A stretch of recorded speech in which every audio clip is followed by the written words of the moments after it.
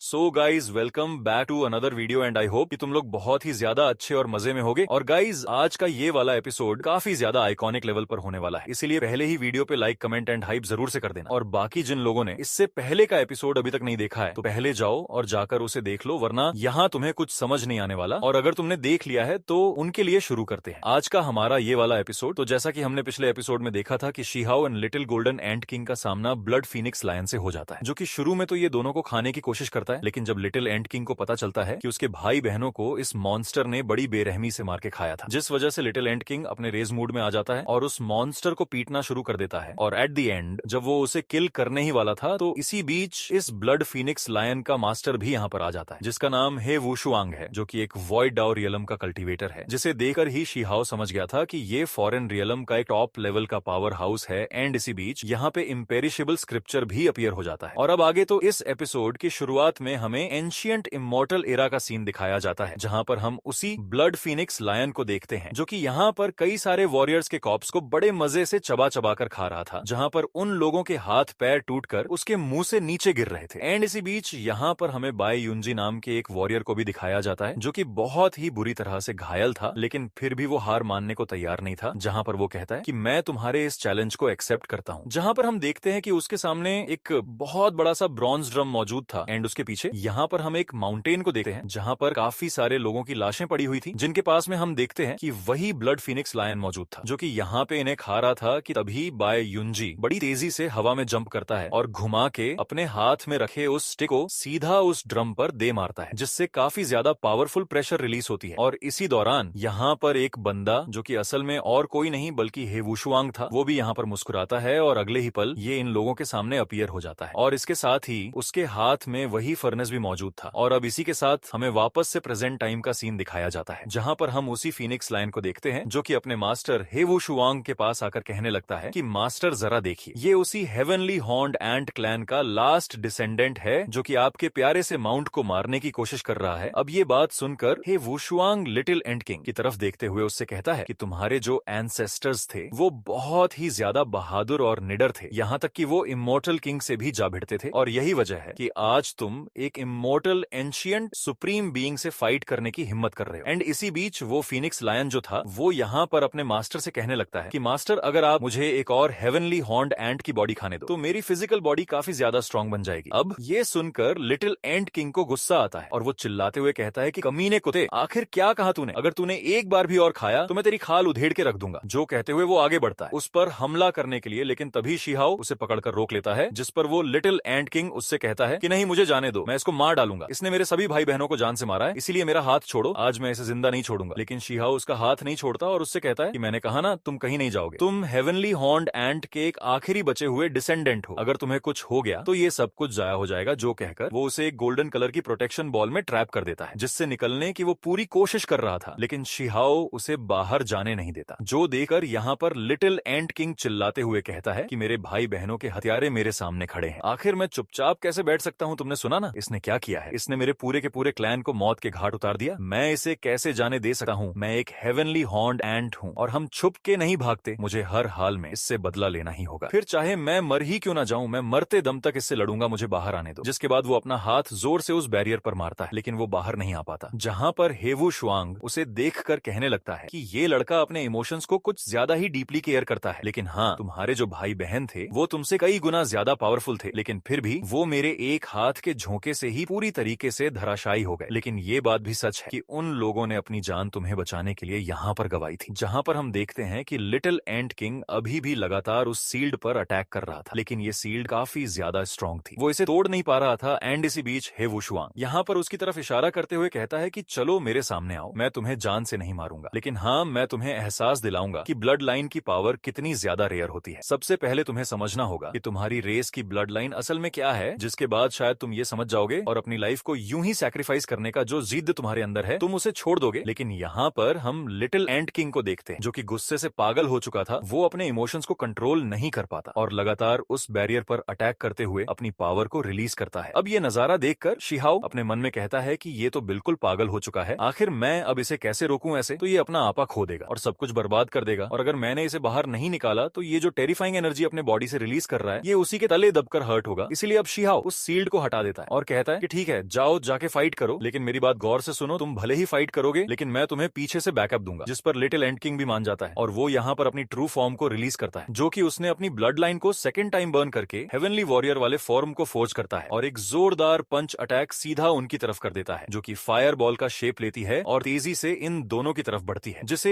हे वुशुआंग तो काफी अच्छे से डोज कर लेता है, लेकिन वो मॉन्स्टर डायरेक्टली उससे हिट होकर पीछे वाले माउंटेन से जा टकराता है। एंड इसी बीच उसकी ऐसी पावर्स देकर यहाँ पर हे वुशुआंग कहने लगता है कि ये लड़का कितनी आसानी से अपने ब्लड लाइन को बर्न करके अटैक कर रहा है, इसे तो कोई फर्क ही नहीं पड़ रहा है कि ये अपनी लाइफ फोर्स को भी इस चक्कर में बर्न कर रहा है, जिस वजह से इसकी ताकत 100 गुना ज्यादा बढ़ चुकी है। लेकिन अफसोस की बात है कि ये फिर भी बहुत ज्यादा कमजोर है। जो कहते साथ ही वो अपना फिंगर उसकी तरफ पॉइंट करता है और उसके पूरी बॉडी को ही वॉइड में पूरी तरीके से जकड़ लेता है और अपने फिंगर को स्वीप करते हुए वो उसके 3 डाउ फ्लावर को डैमेज कर देता है, जिससे यहाँ पर एक बड़ा सा एक्सप्लोजन होता है, जिस वजह से लिटिल एंट किंग की हालत खराब हो जाती है। एंड इसी बीच ये जो ब्लड फीनिक्स लायन था ये यहाँ पर कहने लगता है कि तुम्हें पता नहीं कि तुम लोगों का सामना किससे हुआ है। मेरे मास्टर जिनका नाम है हे वुशुआंग, जो कि अपनी दुनिया के सबसे एक्सट्रीमली पावरफुल, जीनियस और फियरलेस कल्टीवेटर है, और तुम लोग इनके किलिंग इंटेंट को तो कभी फेस भी नहीं कर सकते। और ये एक इमोर्टल किंग लीडर के अप्रेंटिस भी है, और ये यहाँ स्पेशली इसलिए आए हैं ताकि वो तुम्हारे रियलम के जितने भी ब्रिलियंट वॉरियर्स हैं उनका स्लॉटर कर सके। अब ये सुनकर लिटिल एंट किंग को और ज्यादा गुस्सा आता है और वो उससे कहने लगता है कि अगर तुझे अपनी जिंदगी प्यारी है ना तो मुझसे जितना दूर हो सके उतना दूर चला जा। एंड इसी बीच उसने कुछ पावर्स का यूज करके उस पे अटैक कर दिया, जिससे वो लायन यहाँ पे लुढ़कने लगा और फिर खड़ा होकर कहता है कि वो तो तुम्हें ये लगता है कि तुम्हारे जैसा एक चींटी, मेरा मतलब है कि हेवनली हॉर्न्ड एंट का कोई सामना नहीं कर सकता। तुम्हें क्या लगता है कि तुम्हारे जैसा बीइंग हमारे रियलम में मौजूद नहीं है? तो ये तुम्हारी सबसे बड़ी भूल है, क्योंकि असल में तुम दोनों को अंदाजा ही नहीं है कि हमारे नेदर वर्ल्ड में कितने पावरफुल ब्लड लाइन के लोग मौजूद हैं। और मेरे मास्टर उनका तो कोई जवाब ही नहीं है, वो तो बस अपने एक उंगली के इशारे से ही इस रियलम को, लेकिन तभी उसकी आधी बात सुन के शिहाओ अपने पावर्स को एक्टिवेट करता है और इधर वो लायन आगे कहता है कि मेरे मास्टर एक इशारे से ही इस रियलम को डिस्ट्रॉय कर सकते हैं। एंड इसी बीच एक तेज लाइटनिंग आती है और इस लायन के एक हाथ को काट के रख देती है, जो देखकर अब हे वुशुआंग का पूरा ध्यान शिहाओ की तरफ जाता है, जिसे देखकर शिहाओ कहता है कि ओ तो तुम्हारे मास्टर ने हमारे रियलम के काउंटलेस हेवनली जीनियसेस को मारा है ना? वो भी एंशिएंट इमॉर्टल जीनियसेस को। क्या बकवास है, इतनी बड़ी बड़ी बातें करते हुए तुम्हें जरा भी डर नहीं लगता? अब यहाँ पे जैसे ही उसने शिहाओ के मुंह से इमॉर्टल एंशिएंट का नाम सुना तो हे वुशुआंग यहाँ पे कहता है कि ओ तो बात कुछ ऐसी है, यानी कि तुम दोनों इस एरा के नहीं हो। अब मैं समझा कि यहाँ पर अभी भी हेवनली हॉर्न्ड एंट के डिसेंडेंट्स क्यों मौजूद है, जहाँ पर हम देखते हैं कि शिहाओ और हे वुशुआंग इन दोनों ने ही अपनी ट्रू पावर को एक्टिवेट कर दिया था और दोनों ही एक दूसरे के आमने सामने खड़े थे। और यहाँ पे वो जो लायन था वो कहने लगता है कि क्या ये दोनों इस एरा से बिलोंग नहीं करते? कहीं ये उस क्लैन से बिलोंग तो नहीं करता जो कि टाइम मिस्टिक आर्ट का यूज करके डिवाइन पावर ऑफ टाइम को कंट्रोल किया करते थे? मास्टर आपको इससे थोड़ा केयरफुल रहना होगा। जहाँ पर हम देखते हैं कि शिहाओ अपनी अल्टीमेट डिवाइन पावर को एक्टिवेट करता है, जो कि यूनिवर्सल लेवल पर थी। एंड इसी दौरान ये जो हे वुशुआंग था वो यहाँ पर लिटिल एंट किंग को सिर्फ अपने सिंगल हैंड के इशारे से दूर फेंक देता है और तभी वो अपने एक हाथ से वर्ल्ड इन द पाम नाम की टेक्निक का यूज करता है, जो कि एंशिएंट मोंक लिनियज से बिलोंग करता है, और वहीं पर वो अपने दूसरे हाथ से यूनिवर्स कंट्रोलर आर्ट का इस्तेमाल करता है। अब इन दोनों टेक्निक्स को देखने के बाद शिहाओ यहाँ पर कहता है कि ये दोनों टेक्निक तो मेरे वर्ल्ड से बिलोंग करती है। एंड इसी बीच हे वुशुआंग उन दोनों टेक्निक्स को आपस में मर्ज करने लगा है। अब ये देखकर शिहाओ भी थोड़ा हैरान था, जहाँ पर उसने बोला कि वाकई में मैंने आज तक जितने भी यंग सुप्रीम लोगों को देखा है उनके मुकाबले तुम्हारी काबिलियत उन सभी से कहीं ज्यादा है। अब यहाँ पर हम उसी फिनिक्स लायन मॉन्स्टर को देखते हैं, जो कि यहाँ पर खुद के कटे हुए पैर को हील कर रहा था, जहाँ पर वो कहता है कि अब पछताने से क्या ही होगा, तुम वैसे भी मेरे मास्टर के हाथों मरने वाले हो। एंड इसी बीच हम देखते हैं कि वो लिटिल एंट किंग भी यहाँ पर आकर वापस से उस लायन पर अटैक कर देता है। वहीं दूसरी तरफ हम देखते हैं कि हे वुशुआंग उन दोनों टेक्निक्स को आपस में फ्यूज करके शिहाओ की तरफ में छोड़ देता है, लेकिन शिहाओ अपनी गोल्डन वाइन्स का यूज करके खुद को उससे चारों तरफ से कवर करते हुए बहुत ही इजीली खुद को बचा लेता है। और अब ये बंदा शिहाओ की ऐसी काबिलियत को देखकर कहता है कि वैसे मानना पड़ेगा तुम उस पिद्दी से तो कई गुना ज्यादा स्ट्रॉन्ग और पावरफुल हो। जिस पर शिहाओ उससे बोलता है कि अच्छा और तुम्हारा क्या, जो कि दूसरों के टेक्निक्स को बस चुरा के यूज कर रहा है। लेकिन तभी हम देखते हैं कि हे वुशुआंग यहाँ पर अपनी थोड़ी सी पावर्स की मदद से अपने पीछे अपने मास्टर की एक जाइंट से फिगर को अपीयर करता है और शिहाओ से कहता है कि एक बार मेरे मास्टर ने कहा था कि कुछ ऐसी अपॉर्चुनिटीज भी होती है, या कहूं कि कुछ ऐसे वक्त भी होते हैं जो रिवर ऑफ टाइम को आपस में मिलते हैं, जिससे उसमें भी बदलाव आने लगते हैं। और अब तो मुझे लगता है कि शायद रिवर ऑफ टाइम में कोई ना कोई बदलाव आया होगा, जिसके चलते मैं और तुम आज यहाँ पर मिल रहे हैं। जो कहते हुए वो उस फिगर को यहाँ से डिसअपियर कर देता है और फिर शिहाओ की तरफ में देखकर कहने लगता है कि लेकिन आखिर हमारे मिलने के पीछे का रीजन क्या हो सकता है। एंड इसी बीच जब वे ये सब कह रहा था तभी शिहाओ को इस बंदे के पीछे वही इमॉर्टल सूत्र यानी कि इम्पेरिशेबल स्क्रिप्चर नजर आता है, जिसके लिए शिहाओ भी यहाँ पर आया है, अब उसे देखकर शी हाओ अपने मन में बोलता है, लगता है कि हे वुशुआंग ने अब तक इस इमोर्टल स्क्रिप्चर को ऑब्टेन नहीं किया है। एंड इसी बीच जब शी हाओ की नजरें इमोर्टल स्क्रिप्चर पर अड़ी हुई थी, तब हे वुशुआंग शी हाओ की नजरों को पढ़ लेता है और हंसते हुए कहता है कि ओ, तो तुम भी यहाँ पर इस इम्पेरिशेबल स्क्रिप्चर के लिए आए हो। हाँ, एंड उसी बीच जब उसने ये सब बोला तो उसने यहाँ पर अपनी आंखों में फुल किलिंग इंटेंट को शो किया, जो कि एक किलिंग डोमेन टाइप में हमें नजर आ रहा था। एंड इसके बाद वो आगे कहता है कि आज जो भी इस इमोर्टल स्क्रिप्चर को ऑब्टेन करेगा वो सिर्फ इमोर्टल नहीं बल्कि अनडाइंग इंस्ट्रक्टेबल बन जाएगा, और इससे दोनों रियम्स की जो बैटल होगी ना, उसकी किस्मत भी लिखी जाएगी। और अब मैं पीछे तो बिल्कुल भी नहीं हटने वाला। जिसकी बातें सुनकर शी हाओ हंसता है और उससे बोलता है कि ओ, तो तुम्हें क्या लगता है कि मैं तुम्हें ये चीज लेने दूंगा? हाँ, जो कहते साथ ही शी हाओ अपनी पावर्स को यहाँ पे गैदर करता है और आगे कहने लगता है कि तुमने अपनी डीमन जैसी हरकतों को राइटियसनेस का नाम दिया है, भले ही तुम बेशर्म हो, लेकिन मैं तुम्हारे जैसा बेशर्म नहीं हूँ। जो भी इस लाइफ एंड डेथ के बैटल को जीतेगा वो उस स्क्रिप्चर को हासिल करेगा। जो कहते हुए शी हाओ यहाँ पे यूनिवर्स शैटरिंग नाम के डोमेन को प्रिपेयर करता है, जो नजारा देखकर हे वुशुआंग भी शी हाओ की तरफ में मल्टीपल स्लैशिंग अटैक्स भी करता है। लेकिन शी हाओ उन सभी से डोज करते हुए यहाँ पर अपनी कुनपेंग टेक्निक को रिलीज करता है और तभी वो दोनों मैथिकल बीस्ट बाहर निकलते हैं, जो कि अपने विंग से इतने पावरफुल स्लैश अटैक करते हैं कि जिससे हे वुशुआंग को भी पीछे हटने पर मजबूर होना पड़ता है। लेकिन बंदा भाई क्या ही कूल वे में मुड़ता है और यहाँ पे अपने कार्मिक मार की पावर का यूज करते हुए यहाँ पर काउंटलेस स्वॉर्ड से शी हाओ की तरफ में अटैक करता है। एंड इसी बीच शी हाओ के आंखों में भी हम एक अलग ही चमक को देख पाते हैं और वो इमीडिएटली अपने हाथ के इशारे से कुनपेंग टेक्निक के सर्कल से गोल्डन फेदर्स को बाहर निकालता है, जो कि बाहर आते साथ ही स्वॉर्ड का शेप लेकर इन सारे मल्टीपल स्वॉर्ड्स को काउंटर करती है, जो देखकर हे वुशुआंग भी काफी ज्यादा हैरान था। जहां पर हम देखते हैं कि शी हाओ के वो सारे जो शार्प ब्लेड जैसे अटैक्स थे वो तो इन स्वॉर्ड को डिस्ट्रॉय कर लेने के बाद हे वुशुआंग की तरफ में हमला करने के लिए बढ़ जाते हैं। और अब इसे देखकर हे वुशुआंग यहाँ पर अपनी एक शील्ड को एक्टिवेट करता है, लेकिन इतना काफी नहीं था क्योंकि शी हाओ के अटैक उसके शील्ड को तोड़ते हुए उसकी तरफ बढ़ रहे थे कि तभी शी हाओ पलक झपकते ही यहाँ पे हे वुशुआंग के पीछे जाके टेलीपोर्ट होता है, जिसे देखकर ये बंदा मुस्कुराता है और वो इमीडिएटली यहाँ पर इमोर्टल माउंटेन स्वॉर्ड आर्ट नाम की एक टेक्निक का यूज करता है, जिससे यहाँ पर काफी पावरफुल स्लैशिंग अटैक रिलीज होती है, जिससे यहाँ पर एक ब्लास्ट होता है। लेकिन ये तो बस एक